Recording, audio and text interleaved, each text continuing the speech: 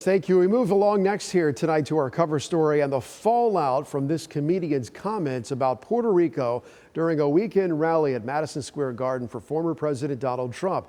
In the hours since Tony Hinchcliffe's comments, many have condemned what he said, including the former president's campaign, saying that the joke does not reflect Trump or the campaign's opinion. While the timing for the fallout could not be at a more crucial time, polls show the race is at a virtual tie and the Latino vote split as well. That vote is critical to winning the state of Florida. As you take a look at this map, this is data from the U.S. Census Bureau, and you can see that Latino voters make up a significant part of our populations. In Hillsborough, Hardy, Highlands, and Polk counties, Latino voters actually make up more than a fifth of all voters. So, as we go live tonight to our Capitol reporter, Forrest Saunders in Tallahassee. And Forrest, what's been the reaction up there today? Well, there's been a lot of frustration. A bunch of different groups have come together saying that this was inappropriate, it was uncalled for, it was something they'd like to see an apology for. And let's specifically talk just about Puerto Ricans, because Florida has the largest population of any state. We're talking about 1.2 million approximately, according to UCLA. That is a huge number of people and potentially a very, very important voting bloc. A day later, the nation's still talking about what happened in New York Sunday night. Where are my proud Latinos at tonight? You guys see what I mean? It's wide open. There's so many of them. Ahead of former President Donald Trump's Madison Square Garden speech, comedian Tony Hinchcliffe cracking jokes targeting Jews, black men, Latinos, and Puerto Ricans specifically. Like, I don't know if you guys know this, but there's literally a floating island of garbage in the middle of the ocean right now. Yeah. I think it's called Puerto Rico. The blowback from Democratic and nonpartisan Latino and Hispanic groups has been furious, many blaming Trump and his campaign for letting Hinchcliffe speak. It's everybody's country. You know, it is not one of division and disdain like he would want it to be. It's just more of this racism, more of this fascism of attacking minorities as vermin, as non-human. Now you're attacking our brothers and sisters from Puerto Rico, which are American citizens. When will it stop?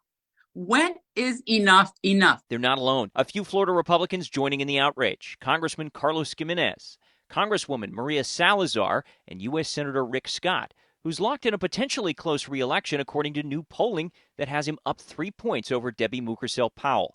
The former Congresswoman wasted little time Monday firing off this attack. Last night at Donald Trump's rally, we saw the continuation of extreme and disgusting rhetoric that him and people like Rick Scott have continued to push this entire time. The Trump campaign has since distanced itself from Hinchcliffe, saying his, quote, joke does not reflect the views of President Trump or the campaign. Others saying the comments weren't vetted ahead of time despite use of a teleprompter. They can deny that they missed it all they want, but there is a very, very small chance that they missed it. Political comms expert Josh Scacco, who studies this kind of stuff, not buying it. He says high-profile events like this are almost always heavily choreographed and vetted, and he thinks it might have an impact on the race. Now, the Trump campaign is off message in the final week when it's trying to mobilize its base and reach out to undecided voters, and it has potentially alienated groups of voters that could matter in several of the swing states, including in Pennsylvania and Wisconsin.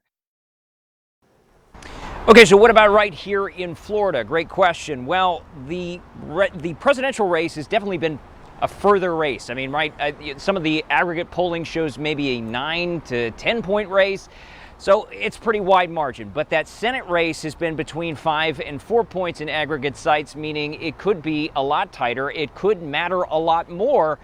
But that's something we're going to have to wait and see for November 5th. Paul? Yeah, and of course you have Latino voters in those big swing states where the margins are a lot more tighter than they are here in Florida. Forrest, everyone is running for cover today, including Rick Scott. But did anyone, I go back to the point you brought up in your piece, I mean, did anyone vet this guy, this comedian that I would venture to say probably no one's ever heard of until now? You just wonder, is anyone allowed to take the stage at these rallies? It would seem that things would be pretty buttoned up at this point in the campaign.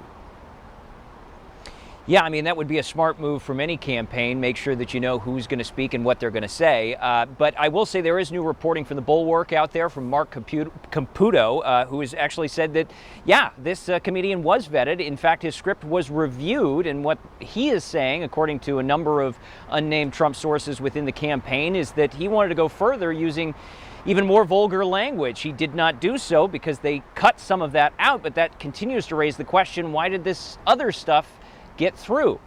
We're going to have to keep waiting and watching because a lot of times some more of this information will come out as time progresses, but I can tell you that Trump is going to have a press conference at Mar-a-Lago tomorrow. Maybe we'll get more information.